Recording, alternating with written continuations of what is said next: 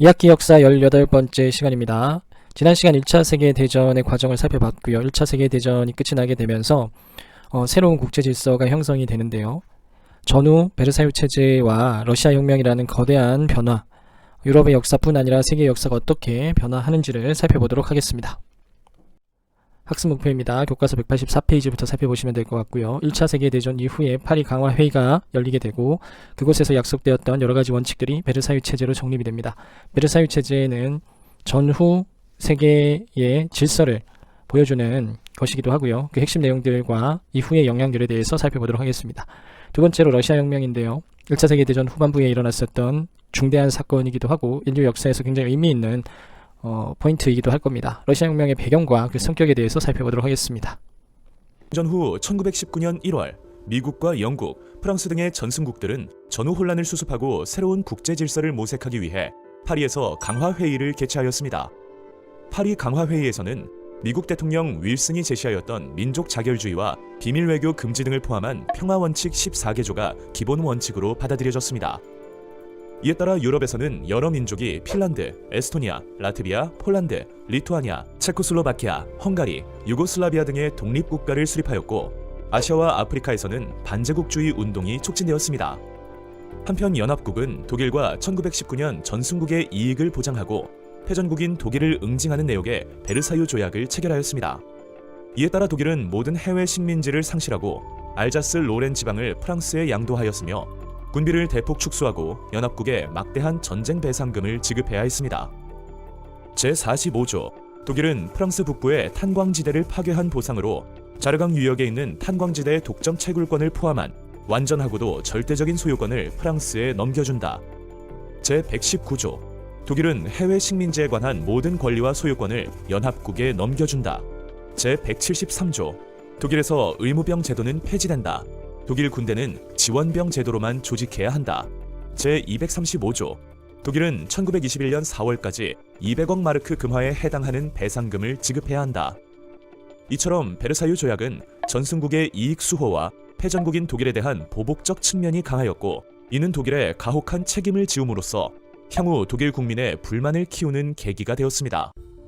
한편 전쟁 후 끔찍한 참화를 겪은 유럽 국가들 사이에서는 평화에 대한 열망이 높아져 1920년 평화체제 구축을 목표로 한 국제연맹이 창설되었습니다. 국제연맹은 군비 축소, 각국의 독립과 영토 보전, 국제분쟁의 평화적 해결 등을 협의하였습니다. 그러나 국제연맹을 제창한 미국이 가입하지 않았고 창설 초반에는 독일과 소련의 가입이 허용되지 않았으며 국제분쟁을 막을 군사적 제재 수단이 없다는 근본적인 한계를 노출하였습니다. 이 밖에도 세계 각국은 평화 유지를 위해 노력하였습니다. 1921년에는 워싱턴 회의가 개최되어 전쟁 방지와 군비 축소를 논의하였고 1925년에는 로카르노 조약을 체결하여 독일의 국제연맹 가입과 국제분쟁의 평화적 해결에 합의하였습니다. 또한 1928년에는 켈로그 브리앙 조약을 체결하여 전쟁을 국가정책 수단으로 삼지 말자는 것과 국제분쟁의 평화적 해결에 합의하였고 1930년에는 런던 회의가 열려 해군의 군비 축소가 논의되었습니다. 제1차 세계대전 종결을 전후하여 유럽의 민주주의는 크게 발전하였습니다. 독일에서는 바이마르 공화국이 들어서는 등 패전국에서는 재정이 무너지고 공화정이 수립되었으며 패전국에서 독립한 나라들도 대부분 공화정을 채택하였습니다. 또한 유럽 영상의 내용을 교과서를 통해서 다시 한번 정리해 보도록 하겠습니다. 1919년 1차 세계대전이 종료된 후 1차 세계대전의 전후 처리를 목적으로 해서 파리에서 강화회의가 열리게 됩니다. 여기서 논의됐던 주된 내용은 당시 미국의 대통령이었던 윌슨이 제창했던 14개조 평화원칙이 파리 강화회의를 통해서 채택이 되고요. 베르사유 조약이라고 해서 국제사회의 기본 질서, 약속이 만들어지게 됩니다. 한계점은 전후 세계에 있어서 일방적으로 승리했던 협상국의 이익을 중시하는 형태로 나아가게 됐고 실질적인 제국주의에 대한 반성이라든지 승전국의 식민지 국가에 대한 처리 문제 등이 충분히 다루어지지 못한 상태에서 제한적으로 끝이 나게 되죠. 베르사유 체제는 나름의 의미와 그 한계로 전후 사회에 중요한 영향을 미치게 되는데요. 구체적으로 내용을 살펴보도록 하겠습니다. 파리 강화회의를 통해서 약속되었던 기본 원칙들이 베르사유 조약이라는 국제사회의 기본 약속으로 정립이 되는데요. 그 핵심 내용들을 좀 살펴보도록 합시다. 특징은 독일의 전쟁 책임을 묻는 보복적 성격이 아주 강하게 나타나게 됩니다. 이는 세계 2차 대전을 불러일으키게 되는 하나의 요인으로 작용하기도 하는데요. 1차 세계대전의 결과이자 한계라고도 볼 수 있습니다. 독일에게 막대한 배상금을 부과하게 되고요. 독일의 해외 식민지와 국내 영토 일부를 할량하게 하는 등의 내용들이 포함이 되어져 있죠. 독일의 막대한 배상금 부과는 독일 내에 경제 위기를 초래하게 되고요. 그 경제 위기 속에서 나치가 등장하게 되는 요인으로 작동하기도 합니다. 독일의 해외 식민지 처분하는 과정에서 우리 나중에 보게 될 중국과 일본 간의 갈등이 초래되기도 하고요. 영토 문제는 이후 2차 세계대전의 주요 요인으로 작용하기도 합니다. 베르사유 체제 성립 이후에 국제질서에 큰 변화가 일어나는데요. 1차 세계대전 이전에는 영국을 중심으로 한 유럽 중심의 질서였다라고 볼 수 있다면 1차 세계대전이 끝나고 나서는 새로운 중심, 미국이 등장을 하게 됩니다. 그리고 아시아에서는 1차 세계대전 연합국에 참여했었던 일본이 강력한 제국주의 국가로 등장하게 되죠. 이는 우리 역사에도 중요한 영향을 미치게 됩니다. 1차 세계대전을 떠올려보면 총력전과 참호를 중심으로 해서 수많은 사람들이 죽어나갔던 비극적인 참호전의 모습들, 그리고 신무기, 인간이 칭찬하기 이루 마지하지 않던 과학기술과 인간 이성의 결과물들이 끔찍한 학살의 도구가 되는 장면들을 살펴보면서 평화에 대한 절실한 바람과 그리고 인류가 걸어왔던 지난 세기에 대한 반성과 성찰이 꼭 필요함을 인식하게 되는 과정이기도 했었습니다. 이러한 결과물로 국제연맹이 창설되게 되는데요. 국제연맹은 1차 세계대전 이후에 창설됐다는 거 잘 기억을 해둡니다. 목적은 국제평화를 유지하는 거였었죠. 하지만 국제연맹에 미국이 불참하게 되고요. 그리고 러시아도 혁명 이후에 관여하지 못하게 됩니다. 그리고 실질적으로 침략국 제재를 위한 군사력이 미비되어져 있었기 때문에 2차 세계대전이 벌어지는 과정에서 유효한 통제 수단으로서 작동하지 못했던 한계들도 분명히 있습니다. 하지만 국제사회가 평화를 지키기 위한 노력으로서의 의미는 굉장히 컸다라는 걸 잘 기억을 해두고요. 그 한계가 되는 지점들 잘 기억을 해둡니다. 특히 이러한 부분들이 아주 역사적으로 의미있게 작용을 하는데요. 첫 번째는 군비 축소를 위한 여러 차례 회의가 개최가 됩니다. 런던 군축회의, 워싱턴 회의, 로잔 회의 등을 통해서 국제사회의 군비 축소를 통해서 전쟁의 가능성을 최소화시키는 작업들이 국제연맹을 통해서 진행이 됐었고요. 부전제약이라고 해서 전쟁을 하지 않겠다라는 약속이죠. 분쟁 해결을 위한 수단으로서 전쟁을 일으키는 것을 불법으로 규정하게 되면서 국제적인 분쟁과 세계대전의 가능성을 막으려는 시도들이 이 시기부터 보다 적극적으로 이루어졌다는 점에서 국제연맹의 역사적 의미와 가치는 분명히 있다라고 할 수 있습니다. 국가 주도로 근대화가 진전되고 산업화가 추진되면서 대규모 산업도시와 산업 노동자 계층이 성장하였습니다. 이 과정에서 자유주의 사상과 사회주의 사상이 보급되었지만 여전히 차르의 전제 정치와 농업 위주의 사회에서 벗어나지 못하였습니다. 또한 러일 전쟁이 불리한 국면에 접어들자 러시아의 경제적 궁핍은 점점 심화되었습니다. 정부에 대한 대중의 불만이 높아지자 1905년 상트페테르부르크에서는 개혁을 요구하는 대규모 군중 시위가 일어났습니다. 니콜라이 2세의 군대는 평화적인 시위를 하는 시위대를 향해 무자비하게 발포하기 시작하였고 이를 진압하는 과정에서 많은 사상자가 발생하였는데 이를 가리켜 피해 일요일 사건이라 부릅니다. 이 사건을 계기로 러시아에서는 차르 체제에 저항하는 혁명의 기운이 전국으로 퍼졌습니다. 폐하, 저희 상트페테르부르크의 노동자와 주민들, 저희 처자식과 늙은 부모들은 정의와 보호를 구하러 당신께 갑니다. 즉각 러시아의 모든 계급과 신분의 대표자를 선출하고 또 모든 사람에게 평등한 선거권을 부여하며 자유롭게 선거하도록 배려해 주십시오.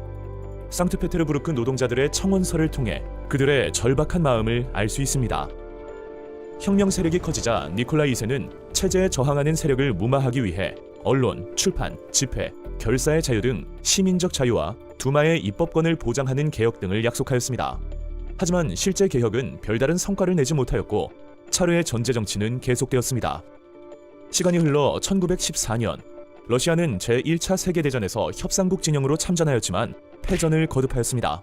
또한 전쟁이 장기화되고 물자 부족 현상이 심해지자 국민의 생활은 더욱 힘들어졌습니다. 그러자 1917년 수도 상트페테르부르크의 노동자들은 식량 배급, 전쟁 중지, 전제정치 타도를 외치며 시위를 일으켰고 군인들 역시 이에 동참하였습니다. 이들은 평의회를 의미하는 소비에트를 결성한 뒤 3월 혁명을 일으켜 황제를 퇴위시키고 임시정부를 수립하였습니다. 영상의 내용을 통해서 1차 세계대전이 끝나갈 무렵 새롭게 등장하게 된 사회주의 국가, 인류의 또 다른 실험에 대한 내용을 살펴보도록 하겠습니다. 1917년 러시아 혁명의 과정을 조금 더 구체적으로 살펴보도록 합시다. 러시아 혁명의 배경에 대해서 살펴보도록 하겠습니다.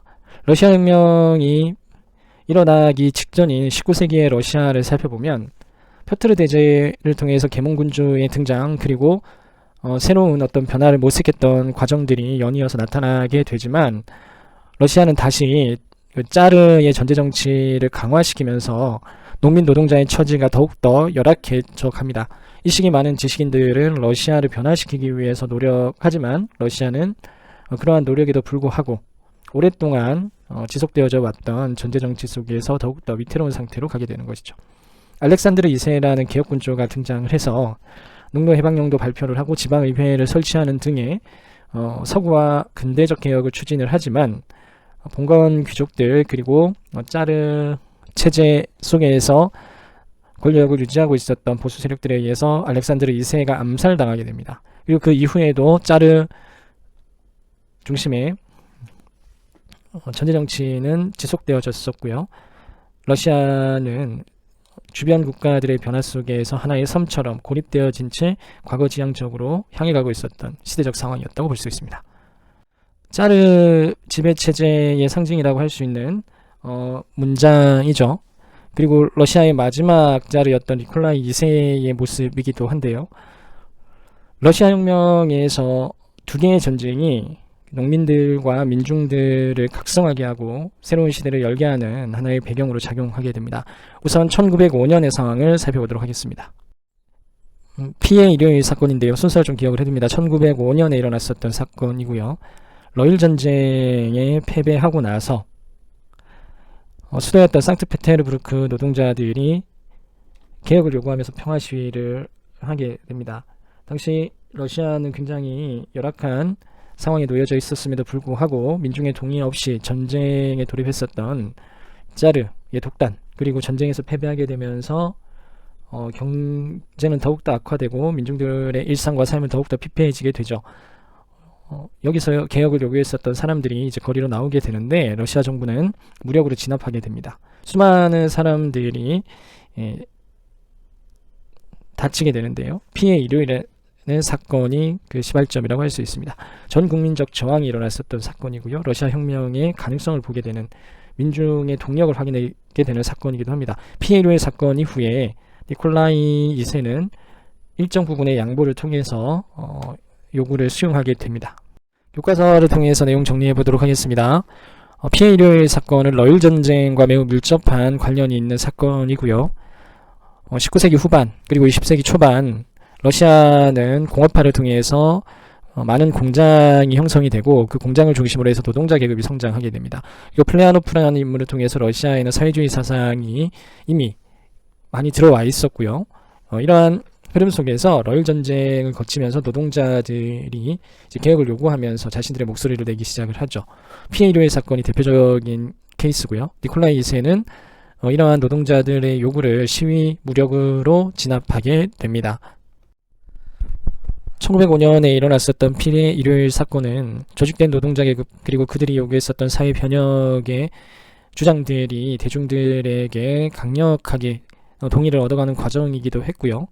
짜르 체제에 대한 분노가 전 국민적으로 확산되는 계기이기도 했습니다. 물론 니콜라이 2세에 의해서 무력으로 진압이 되지만, 향후 니콜라이 2세는 이러한 국민들의 저항에 일부 양보할 수밖에 없는 상황이었고, 그래서 니콜라이 2세 때 나름의 보수적인 개혁이 추진이 됩니다. 그래서 국민의 자유와 권리 일정 부분을 인정하게 되고, 의회라고 할 수 있는 두마가 설치되게 되는데요.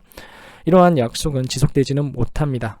짜르 체제가 무너지지 않는 이상 러시아에 희망은 없다라는 걸 확인하게 됐던 어떤 계기이기도 했을 겁니다. 영상을 통해서 피해 일요일 사건을 잠깐 살펴봤는데요. 피해 일요일 사건 이후에 러시아 노동자 파업이 확산되게 됩니다. 노동자들의 각성과 조직화 그리고 사회주의의 영향력이 1917년 러시아 혁명을 성공시키는데 중요한 동인으로서 작용할 수 있었던 시기였다라고 볼 수 있습니다. 러시아 혁명에 있어서 두 개의 전쟁은 아주 중요한 도화선으로 작용을 하게 되는데요. 첫 번째 전쟁이 1905년에 있었던 러일 전쟁이라고 한다면 두 번째 전쟁은 1914년에 있었던 1차 세계대전이라고 할 수 있습니다. 경제적으로 굉장히 어려웠고 1차 세계대전의 참전에 대해서 그다지 바라지 않았던 상황이었음에도 불구하고 짜르였던 니콜라이 2세에 의한 독단적인 전쟁 참전이 러시아 민중들에게 큰 어떤 저항과 분노를 일으키게 되는 요인으로 작용하게 되는데요.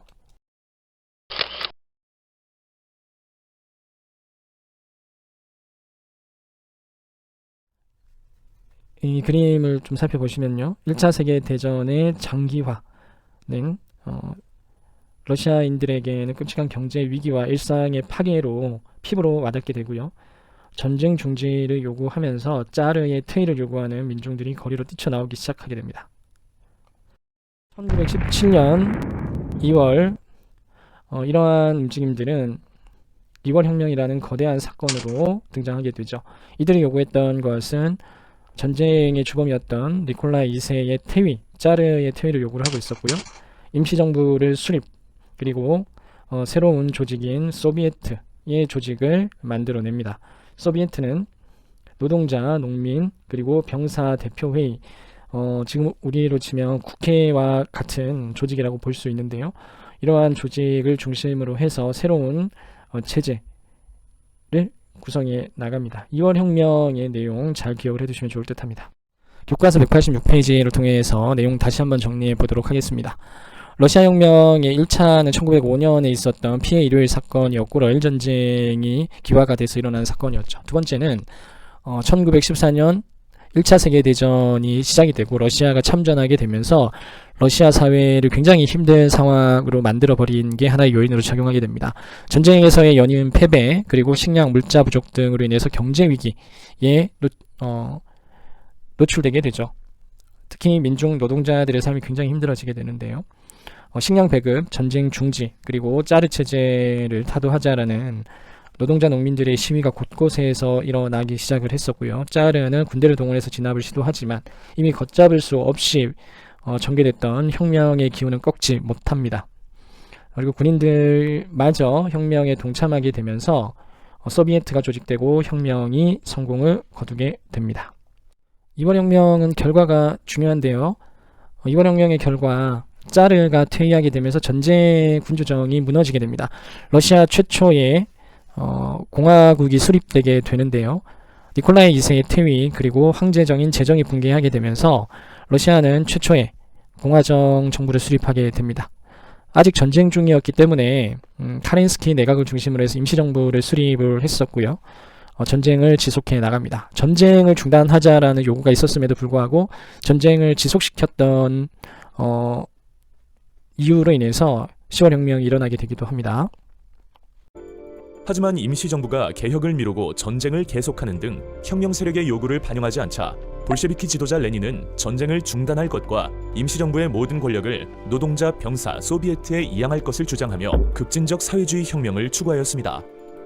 제국주의 전쟁에 단호히 반대하고 즉각 평화를 실현해야 한다. 소비에트의 권력을 확대해야 한다. 의회제 공화국에 반대하고 소비에트 공화국을 수립해야 한다. 지주의 토지를 몰수하여 국유화해야 한다. 생산과 분배를 소비에트가 통제해야 한다. 스위스에서 망명 중이던 레닌은 1917년 4월 3일 상트페테르부르크로 돌아와 사회주의 혁명을 강조하는 대중연설을 하였습니다. 뒤이어 레닌은 혁명에서 프롤레타리아트의 임무를 발표하였고 이 강령은 이후 당의 방침으로 채택되어 11월 혁명에 큰 영향을 끼쳤습니다. 그리고 마침내 레닌이 이끄는 볼셰비키는 11월 혁명을 일으켜 임시정부를 해체하고 소비에트 정부를 수립하였습니다. 혁명 이후 볼셰비키는 의회를 해산하고 공산당 일당 독재를 선언하였습니다. 권력을 장악한 레닌은 독일과 브레스트리토프스크 조약을 맺고 제1차 세계대전에 대열해서 이탈하였습니다. 그리고 레닌은 토지와 산업을 국유화하는 사회개혁을 추진하였습니다. 하지만 반혁명 세력과의 내전과 급격한 국유화로 인해 경제적 혼란이 발생하자 레닌은 시장경제 요소를 일부 도입한 신경제 정책을 시행하였습니다. 그리고 1922년 내전을 수습하고 주변국을 흡수하며 소비에트 사회주의 공화국 연방을 수립하였습니다. 레닌의 뒤를 이어 집권한 스탈린은 경제개발 5개년 계획을 통해 중공업 육성책과 농업 집단화를 실시하여 소련 경제를 발전시켰고, 이를 통해 소련은 세계적 공업 국가로 성장할 수 있었습니다. 하지만 정치적으로는 권위주의적 독재 체제가 들어서게 되어 국민들은 개인 6월혁명을 통해서 정권을 잡았던 카네스키 내각은 전쟁을 중단하지 않고 지속적으로 전쟁을 독려하고 전쟁에서 승리를 통해서 뭔가 민심을 수습하려고 했지만 전쟁은 장기화되고 있는 상황이었고요. 이제 임시정부의 사진이고요. 전쟁을 계속해서 지속하게 되죠. 전쟁을 지속한다는 것은 농민 노동자들의 삶이 크게 달라지지 않는다라는 걸 의미했었고요. 짜르 체제의 붕괴 이후에도 러시아 사회에 근본적인 변화가 없음을 의미하는 것이기도 했습니다. 이러한 변화의 지지부진이 결국은 10월 혁명을 불러일으키게 되는 요인으로 작용하게 되죠. 전쟁 중단을 요구하면서 빵과 평화를 원하는 대중들이 시위를 하게 됐고요. 이러한 시위를 이끌었던 정당이 볼셰비키 정당입니다. 볼셰비키 정당을 이끌었던 핵심 인물이 레닌인데요. 레닌은 이 시기 핀란드로 망명가 있다가 러시아로 돌아옵니다. 그리고 10월 혁명을 준비하고 주도하게 되죠. 1917년 러시아에서는 또 한 번의 혁명, 10월 혁명이 볼셰비키에 의해서 주도가 되는데요. 임시정부의 개혁들이 실패로 끝이 나고 전쟁을 지속하는 상황에서 민중들의 불만은 더욱더 고조되어 가고 있었던 상황이었고요. 이러한 불만을 가장 잘 해석하고 사회를 변화시키는 동력으로 인지하고 변화를 주도했던 정당이 볼셰비키 정당이었습니다. 볼셰비키는 임시정부를 타도하고 레닌 주도의 혁명정부를 수립하면서 러시아 혁명을 최종적으로 완수하게 되는데요. 그 내용을 교과서 통해서 다시 한번 정리해보도록 합시다. 10월 혁명의 배경은 2월 혁명 이후에 수립된 임시정부가 실질적인 사회개혁에 미흡했고 전쟁을 지속하는 과정이었기 때문에 이러한 불만들이 하나의 동인이 되어서 진행이 됩니다. 이러한 불만을 사회적 힘으로 이끌어냈던 정치 세력은 레닌을 중심으로 한 볼셰비키 정당이었는데요. 레닌의 볼셰비키 정당이 혁명을 추진을 하게 되면서 소비에트를 중심으로 한 연합정부를 구성하게 되고 우리가 잘 알고 있는 소련 정부가 수립되게 됩니다. 그리고 전 사회의 변화 그리고 전 유럽의 사회주의를 구상을 하면서 국제적인 사회주의 운동단체인 코민테른을 조직하게 되고요. 유럽 아시아의 반제국주의 운동을 지원하게 됩니다. 우리나라 독립운동에도 상당히 큰 영향력을 발휘했던 단체이기도 합니다. 그리고 전 세계적으로 사회주의가 확산하게 되는 어떤 중심 단체로서의 코민테른 역시 10월 혁명 이후에 만들어지게 된다는 걸 잘 기억해야 됩니다. 볼셰비키 정당이 정권을 잡고 나서 소비에트 정부의 정책으로 가장 먼저 진행이 됐던 것은 1차 세계대전으로부터의 탈출이었죠. 독일과의 강화 조약 체결을 통해서 전쟁 중단 선언을 하고요.